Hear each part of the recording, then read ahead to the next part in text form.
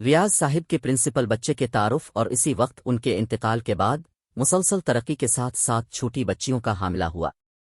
جیسا بھی ہو، بیگم کی پیشانی چومتے ہوئے اس کی تعریف کی، جان کارویا، جوان عورتوں کی دادی، بالکل ویسا ہی ہوتا۔ معمول کے خلاف بھاگتی ہوئی نوجوان خاتون جو کچھ زیادہ ہی ہوشیار تھی، دادی کے کمرے میں جا سکتی تھی اور دادی کے دلچسپ احوال پر توجہ دے سکتی تھی، پھر بھی اس وقت کی زبان کہاں رہ سکتی تھی۔ پوری ساتھ فیاض صاحب کام پر گئے، ساتھی اکثر کہتے، فیاض بھائی تمہاری 7 لڑکیاں ہیں، تم ان کے ساتھ کیسے سلوک کرو گے، ان کی شادی کیسے کرو گے، تم نے تنگدستی میں اپنے کندھوں پر وزن بڑھا لیا ہے، فی الحال تمہارا کیا بنے گا؟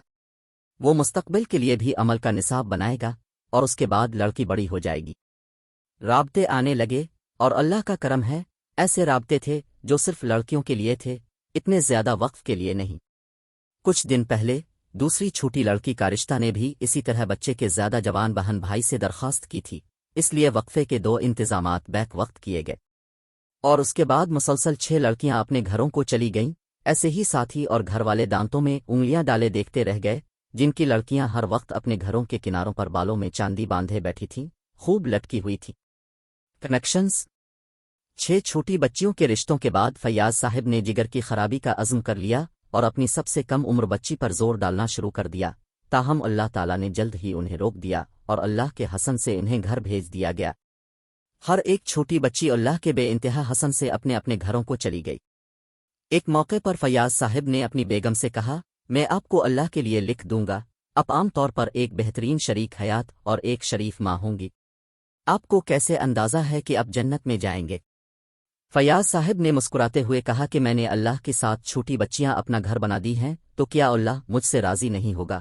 وہ بلا شبہ مجھے جنت میں جگہ دے گا اور آخری لڑکی کی شادی کر دے گا۔